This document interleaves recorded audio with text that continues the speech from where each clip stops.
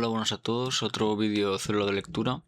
Esta vez continuamos con el resumen del capítulo 3, que se titula Las fuentes subterráneas del poder.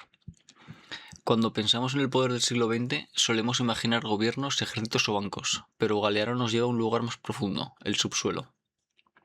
Para él, bajo la tierra latinoamericana se encuentra no solo riqueza, sino la llave para entender por qué este continente fue moldeado según intereses externos. Desde el hierro hasta el petróleo, cada mineral determinó alianzas, guerras, fronteras y hasta la forma misma de los estados. Galeano abre el capítulo con un detalle tan sutil como inquietante. En los años 60, aviones estadounidenses realizaron un mapeario completo de la Amazonía brasileña. Oficialmente era una cartografía científica. En realidad, era un inventario minucioso de minerales estratégicos, uranio, hierro y niobio. Lo más fuerte de esta escena no es el acto en sí, sino el hecho de que Brasil no sabía cuánta riqueza tenía en su propio territorio, pero Estados Unidos sí. La relación de dependencia está ahí desde el primer párrafo. Otros conocen, controlan y planifican nuestras riquezas antes que los propios países. Para Galeano, este es el resumen perfecto del capítulo. América Latina no decide qué se extrae, ni cómo, ni cuánto, ni a qué precio, y justamente por eso no decide su desarrollo. El subsuelo se convierte así en un campo de batalla silencioso donde se juega el destino del continente. Y lo que sigue en el capítulo es una sucesión de ejemplos que muestra cómo cada mineral crea una dependencia. Empresas que gobiernan más que los gobiernos, los trabajadores encerrados bajo tierra, países que quedan reducidos a proveedores baratos de materias primas sin poder para comprarlas, o sea, para procesarlas, venderlas o aprovecharlas. Esta es la clave narrativa del capítulo.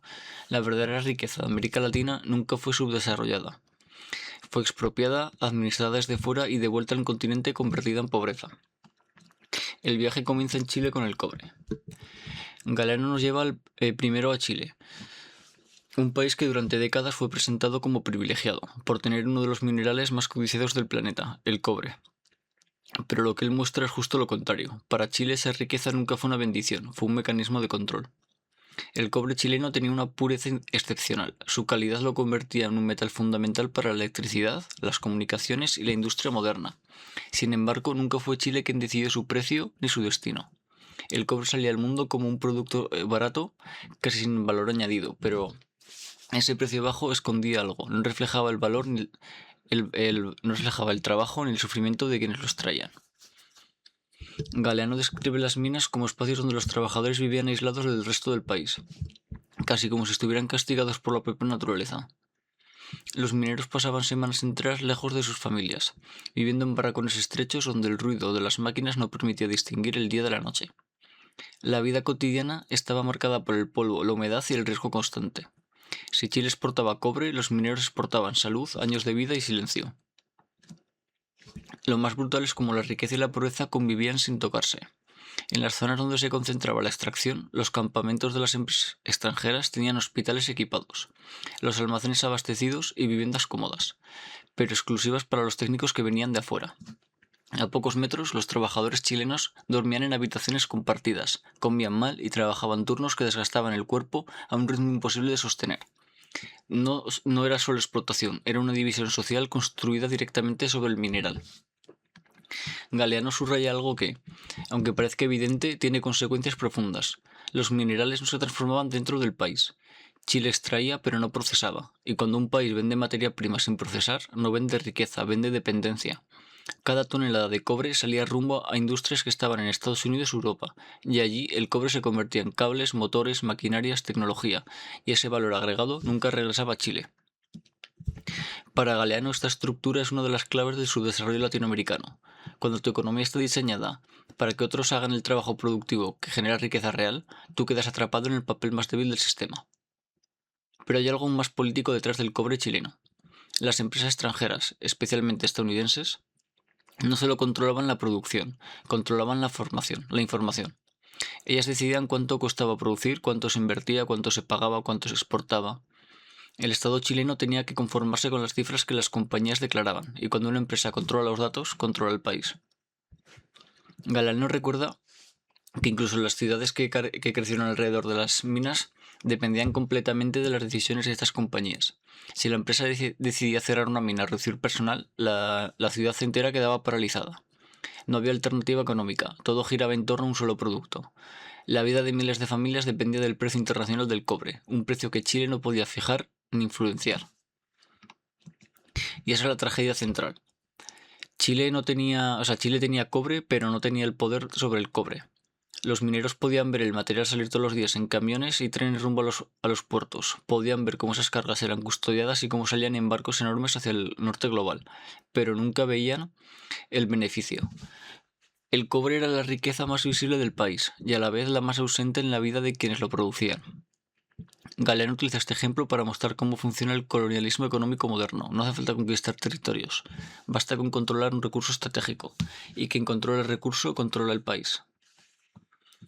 El cobre chileno no solo fue un negocio, fue una estructura de dominación. Los trabajadores perdían salud y futuro, las empresas extranjeras ganaban fortunas y el Estado recibía apenas migajas. El capítulo deja claro que la pobreza no era un accidente, era parte del diseño. Y con esta imagen cruda de Chile, Galeano prepara el paso hacia un caso aún más extremo, Bolivia y el estaño. Si en Chile el cobre marcaba el pulso económico del país, en Bolivia el estaño era directamente un dios. Galeano lo dice sin metáforas. El estaño reina en Bolivia, pero como todo reino colonial, el monarca no vivía allí. El Estado boliviano servía a intereses extranjeros mientras el pueblo que vivía sobre ese recurso se hundía en una pobreza brutal. Para entender la dimensión real de este fenómeno, Galeano nos lleva primero a los varones del estaño, aquellos empresarios que, desde mansiones en Europa, manejaban la riqueza boliviana como si fuera un feudo privado. Entre ellos, el más célebre fue Simón Patiño, uno de los hombres más ricos del mundo en su tiempo. Poseía minas, bancos, navieros, metalurgias y hasta influencia en gobiernos. Lo que define a Galeano en pocas palabras es devastador. Bolivia tenía el estaño, pero no tenía un solo boliviano al mando del negocio. Mientras los dueños se enriquecían a escala mundial, los trabajadores morían a escala local. Galeano describe los socavones como tumbas alargadas. Los mineros pasaban jornadas interminables respirando polvo, químicos y humedad. Los pulmones no resistían. La silicosis, la tuberculosis y el asma eran prácticamente inevitables. A los 30 años, a los 35 años, la mayoría de los mineros ya eran viejos, no por el tiempo, sino por el trabajo. Uno de los detalles más duros del capítulo es la relación entre el Estado y las empresas. Los gobiernos bolivianos, dependientes del exportador de estaño, muchas veces no gobernaban, obedecían. La economía estaba estructurada de tal forma que cualquier caída en la producción, cualquier conflicto laboral o cualquier decisión de un varón del estaño podía hundir el presupuesto nacional. Era un país rehén de su propio mineral. Galeano muestra algo que es constante en todo el libro, la separación total entre riqueza y realidad social. Las regiones mineras vivían en condiciones miserables, las ciudades cercanas crecían sin servicios básicos, sin inversiones estables y sin oportunidades fuera de la mina. La vida de una familia boliviana giraba completamente en torno a una actividad que mataba a los hombres y dejaba a las mujeres y a los niños en una precariedad absoluta. Pero lo más trágico es la forma en que el estaño dejó al país sin futuro industrial. Bolivia extraía toneladas y toneladas de mineral, pero casi todo salía sin procesar. En lugar de fundiciones, industrias o cadenas productivas propias, lo único que quedaban eran agujeros en la tierra. Lo demás, la riqueza real, se transformaba fuera del país. Los beneficios del estaño alimentaban industrias, ejércitos y economías en Europa y Estados Unidos, mientras que Bolivia seguía atrapada en una estructura económica que la obligaba a exportar pobreza. Galeano analiza con claridad la contradicción. Bolivia no podía vivir sin el estaño, pero tampoco podía vivir con él. Cada subida del precio internacional generaba ganancias para los varones.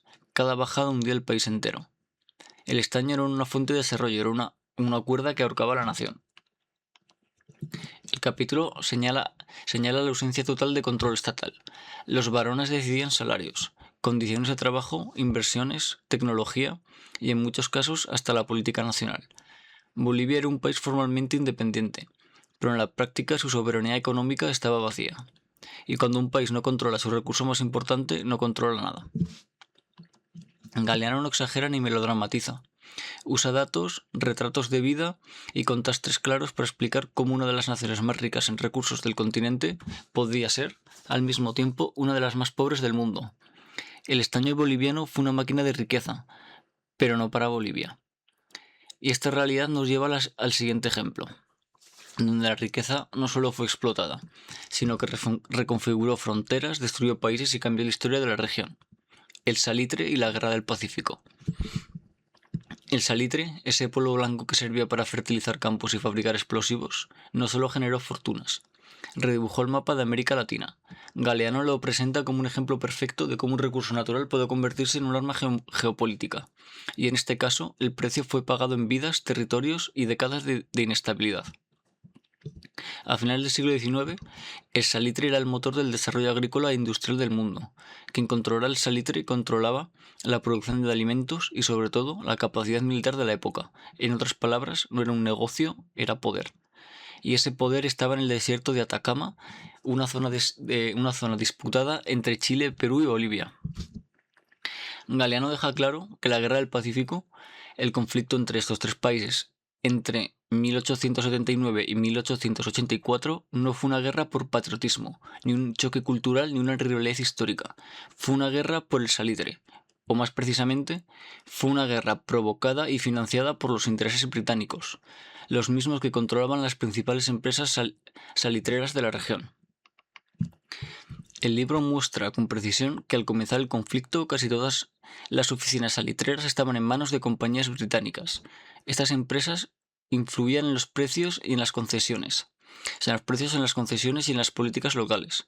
Cuando Bolivia y Perú intentaron aumentar impuestos y tener mayor control estatal, estalló el conflicto. Galeano subraya que, desde Londres, los empresarios tenían tanto poder que podían empujar a tres países latinoamericanos a la guerra, y lo hicieron. El resultado fue devastador. Chile ganó la guerra, pero no porque fuera el país que más se beneficiaría del salitre, sino porque ocupó militarmente las zonas donde se explotaba. Perú perdió territorio y quedó endeudado, incapaz de competir con las compañías extranjeras que ya dominaban la industria. Bolivia perdió su salida al mar, una herida histórica que sigue abierta más de un siglo después. Galeano deja claro que ninguno de los tres países ganó realmente. La victoria fue para Inglaterra, que amplió su dominio sobre la producción salitrera sin ser parte visible del conflicto. Los países latinoamericanos pusieron los muertos, las empresas británicas las ganancias. El capítulo describe un contraste cruel. Mientras los trabajadores vivían en condiciones extremas en pleno desierto, cargando sacos bajo el sol ardiente, respirando polvo que quemaba los pulmones, cayendo enfermos sin atención médica, las utilidades viajaban directamente a cuentas europeas. El salitre no fertilizó la tierra latinoamericana, fertilizó los negocios imperiales. La escena que Galeano construye es casi simbólica. Los países latinoamericanos enfrentándose entre sí, destruyéndose por un recurso que nunca controlaron. Cuando Chile venció y se quedó con la provincia de Tarapacá, heredó no solo el salitre, sino también la estructura de dominación británica. Chile administró el territorio, pero las ganancias seguían saliendo del continente. Ese era el gran mensaje. La guerra no cambió al dueño del negocio, solo cambió el país donde se encontraba la riqueza. Galeano muestra cómo el salitre y luego su sustituto sintético, producido por Alemania, define el destino de una región. Cuando apareció el salitre artificial y el recurso perdió valor, Chile quedó súbitamente desprovisto de su principal motor económico. Ninguna de las potencias que había exprimido el mineral se hizo responsable del vacío que quedaba. Una constante se repite una y otra vez en el capítulo. Cada recurso que hace rico al extranjero deja pobre al latinoamericano. El salitre no solo alimentó una industria, alimentó la guerra, y cuando no fue así, y cuando ya no fue útil, dejó un desierto más grande que antes, uno económico, uno político y uno humano. Esta sección es clave porque muestra algo que Galeano señalará luego con el petróleo y el hierro y el estaño. La riqueza natural no trae desarrollo cuando el control está fuera. Sin el control nacional, un recurso estratégico es simplemente un detonante de guerras, de saqueos, de endeudamientos o de dependencias.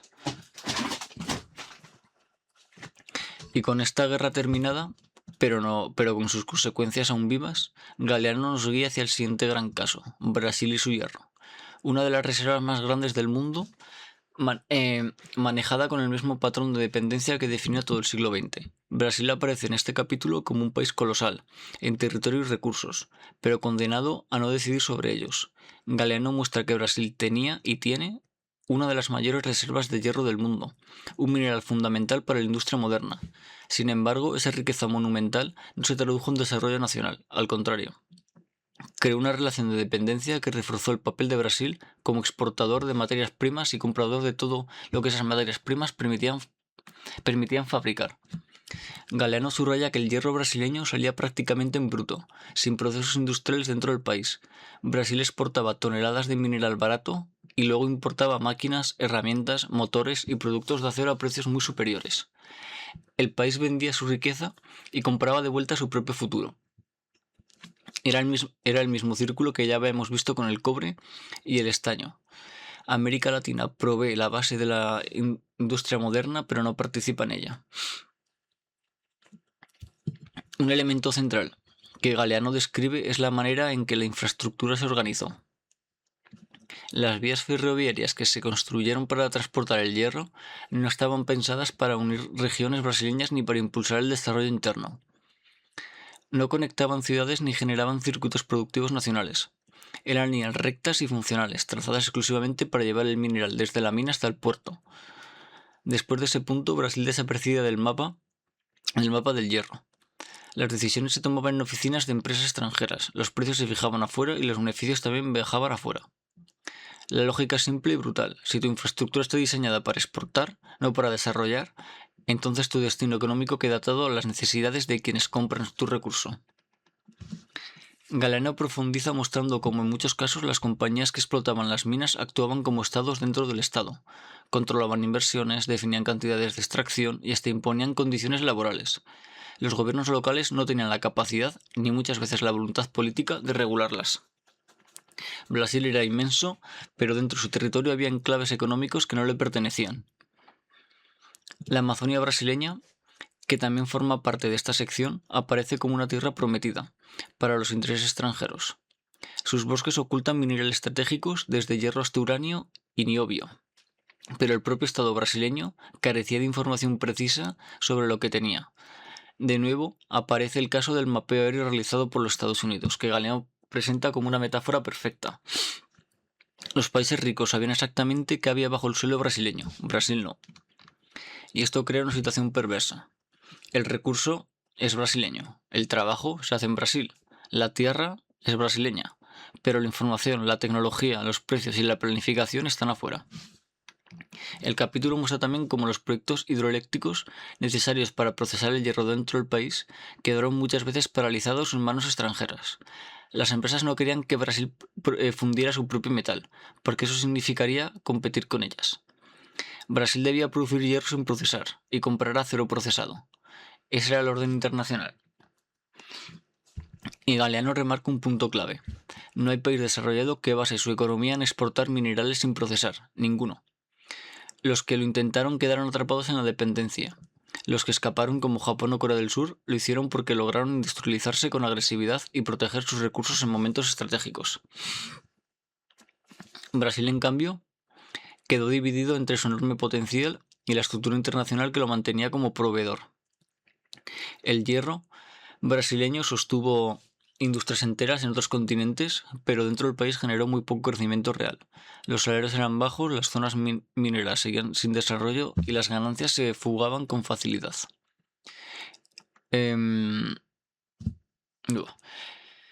Vale, Galeano no exagera, simplemente describe un país donde el tamaño de la riqueza no determina el tamaño del desarrollo. Brasil tenía hierro, sí, pero no tenía control, no tenía autonomía, no tenía cadena productiva y sin eso el hierro servía más como para fortalecer a otros que para fortalecerlo él mismo.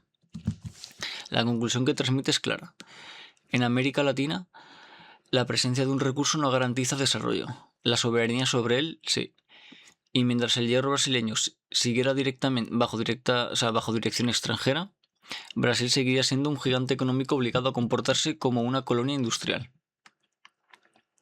Tras este recorrido por el hierro, Galeano pasa a la fuente de energía más decisiva del siglo XX, el petróleo.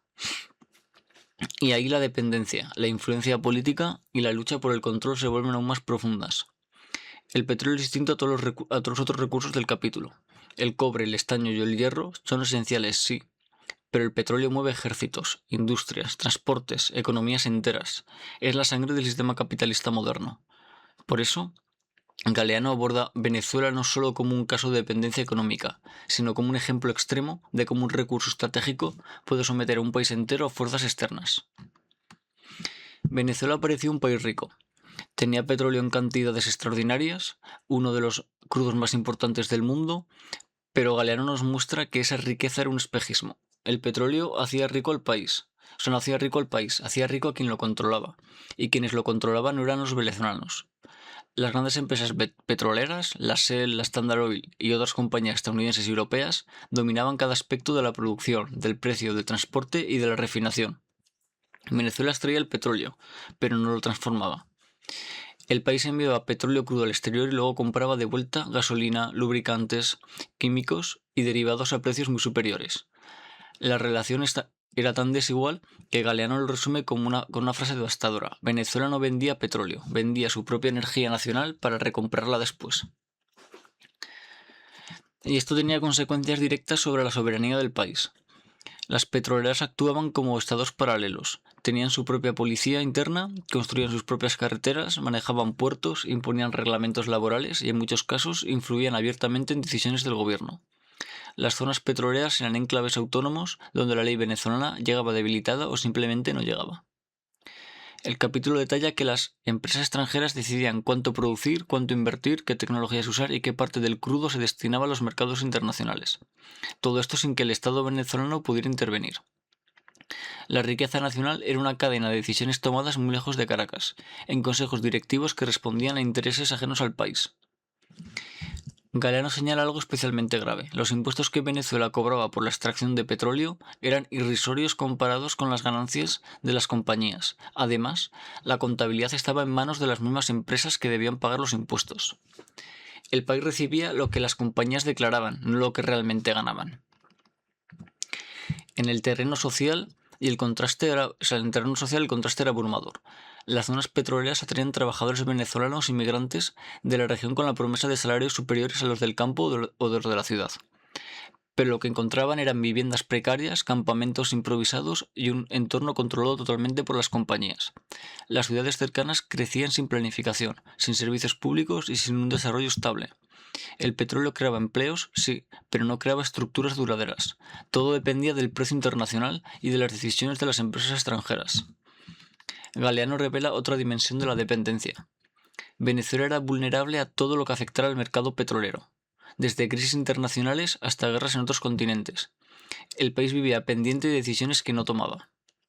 Cuando el precio subía, las empresas ganaban más. Cuando bajaba, el país entraba en crisis. Y en ningún caso la riqueza permitía diversificar la economía venezolana. Todo giraba alrededor del petróleo, y todo lo que giraba alrededor del petróleo lo hacían otros. El capítulo también menciona el peso político del petróleo. Las petroleras tenían poder para influir en medios de comunicación, en partidos políticos, en la formación de gobiernos y en la caída de otros. Su presencia condicionaba el margen de maniobra del Estado. Un país puede tener bandera, himno, fronteras y territorios, dice Galeano, pero si no controla su petróleo, no controla su destino. Venezuela encarna esta idea con claridad extrema. No importa cuánta riqueza pudiera generar el petróleo. Lo determinante era quién tenía el control del ciclo productivo y ese control estaba firmemente en manos extranjeras. Galeano concluye esta parte mostrando que la dependencia petrolera no solo dejaba a Venezuela sin industria propia, sino que impedía cualquier proyecto nacional que aspirara a una soberanía real. El país quedaba atrapado entre dos fuerzas, un Estado débil y dependiente y una economía controlada por corporaciones más poderosas que ese Estado. La paradoja es brutal. Venezuela tenía uno de los recursos más valiosos del mundo, pero vivía atrapada en el subdesarrollo. Y no por falta de petróleo, sino por falta de poder sobre él. Con este panorama de Venezuela, el ejemplo más claro de una economía montada para exportar riqueza sin quedarse con ella, Galeano pasa al único caso de América Latina que toma una decisión radical: México y la nacionalización del petróleo. Si Venezuela simboliza la dependencia petrolera, México representa el desafío, el intento de romperla. Galeano representa este episodio no como un logro aislado, sino como una batalla política de enormes consecuencias. En 1938, México tomó una de las decisiones más audaces de la historia latinoamericana. Expropió a las compañías petroleras extranjeras y nacionalizó el petróleo. ¿Quiénes dominaban el petróleo en México antes? Las mismas gigantes que actuaban en Venezuela y otros países, la Standard Oil, Royal Dutch Shell y otras compañías con poder económico superior del propio Estado mexicano. Controlaban la extracción, la refinación, los precios y los salarios. El Estado veía cómo sus recursos salían, pero no podía intervenir. Todo cambió con el presidente Lázaro Cárdenas, quien decidió que el petróleo debía pertenecer a México y ser administrado por el Estado, no por las empresas extranjeras. Galeano destaca algo esencial. Esta decisión no fue impulsada por nacionalismo vacío, sino por el reclamo directo de los trabajadores petroleros mexicanos que exigían mejores condiciones laborales, salarios dignos y respeto. Las compañías se negaron a cumplir con las demandas obreras. El conflicto escaló y Cárdenas tomó la decisión histórica: expropiar todas las instalaciones y crear Pemex, la empresa estatal que administraría el petróleo mexicano. Galeano presenta este momento casi como un acto de dignidad colectiva. México había recuperado su recurso más estratégico, pero inmediatamente después llegó el precio del desafío. El castigo internacional fue duro y coordinado, sobre todo en 4 puntos. El primero fue boicot económico internacional. Estados Unidos, Gran Bretaña y Holanda organizaron un boicot para impedir que México vendiera petróleo en el extranjero. Las empresas petroleras tenían tanta influencia global que podían cerrar prácticamente todos los mercados. Presiones diplomáticas y amenazas es el segundo punto. Hubo amenazas veladas, presiones de embajadores y campañas internacionales para desprestigiar a México como inestable, irresponsable y peligroso para los inversores. El tercer punto, corte de suministros industriales. Las compañías bloquearon el acceso de México a refinerías, piezas y maquinarias necesarias para procesar el petróleo. Querían obligar al país a rodearse. Y por último, la guerra mediática global. Periódicos europeos y estadounidenses se lanzaron contra la expropiación presentándola como un acto comunista, incivilizado o caótico. Galeano no exagera. Las potencias actuaron como si México hubiera cometido un crimen. El mensaje está claro: cualquier país pobre que toque los intereses del petróleo será castigado. Pero lo realmente importante es que México no retrocedió. El Estado reorganizó la industria, improvisó refinerías y buscó mercados alternativos. Negoció con países que no seguían el boicot y movilizó el apoyo interno. El pueblo mexicano participó activamente donando joyas, dinero y recursos para ayudar al Estado a pagar las indemnizaciones. Galeano destaca un punto fundamental. La nacionalización del petróleo fue un acto de soberanía, pero no eliminó la estructura internacional de dependencia. México siguió enfrentando límites.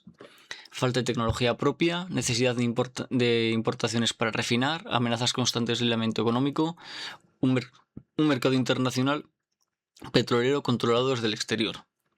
Aún así, la expropiación mexicana dejó una huella inmensa en América Latina. Demostró que era posible desafiar a las petroleras aunque el costo fuera enorme.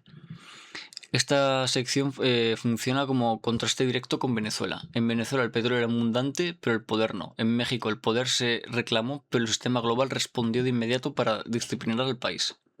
Galeano quiere mostrar con este ejemplo que la dependencia no es un accidente, es un orden internacional construido para que ningún país periférico controle los recursos estratégicos que sostienen la economía global. Después de presentar la experiencia mexicana, el capítulo lleva al lector a una región donde el subsuelo es tanto riqueza como misterio y donde las potencias extranjeras han actuado con más libertad que el propio Estado, la Amazonia. La Amazonia aparece en este capítulo como un territorio inmenso, plenamente y rico en recursos que ni siquiera el propio Brasil domina plenamente. Para Galeano, esta región es el símbolo perfecto de la paradoja latinoamericana: abundancia extrema y conocimiento mínimo sobre esa abundancia. El episodio más impactante que narras, simple, casi silencioso, pero fundamentalmente revelador. En los años 60, aviones estadounidenses sobrevolaron la Amazonia realizando un mapeo geológico completo sin que Brasil lo supiera en detalle. Oficialmente, se trataba de un programa de cooperación científica. En la práctica, era un inventario estratégico. ¿De qué?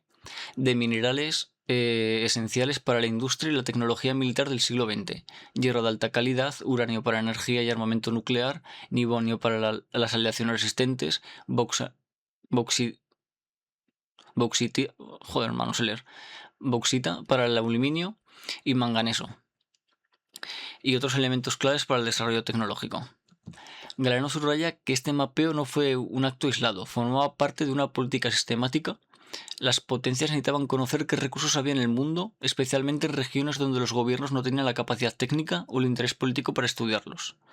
La idea que Galeno transmite es contundente: saber lo que hay debajo de la tierra es el primer paso para dominarla.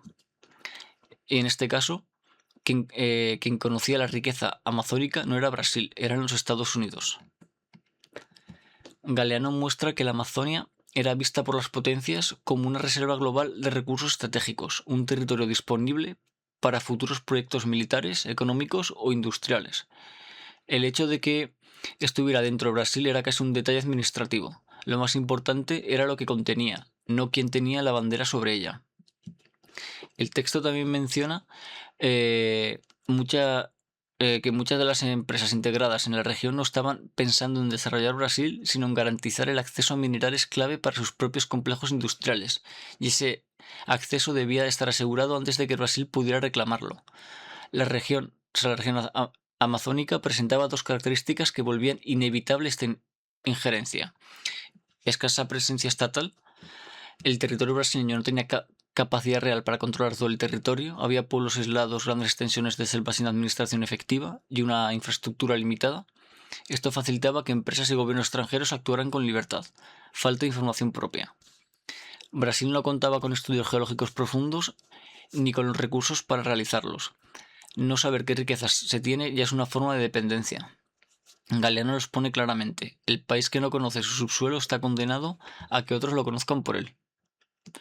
La Amazonia entonces no es presentada como una reserva natural, sino como una reserva estratégica internacional en disputa, un espacio donde las potencias observan, catalogan, planifican y esperan. El capítulo no menciona invasiones abiertas ni guerras, pero muestra que la colonización moderna puede empezar simplemente con un mapa. La escena es poderosa. Mientras el gobierno brasileño apenas tenía estimaciones vagas sobre sus recursos, los Estados Unidos manejaban información precisa sobre la ubicación, cantidad y calidad de minerales críticos. Esa brecha de información es en sí misma un acto de poder.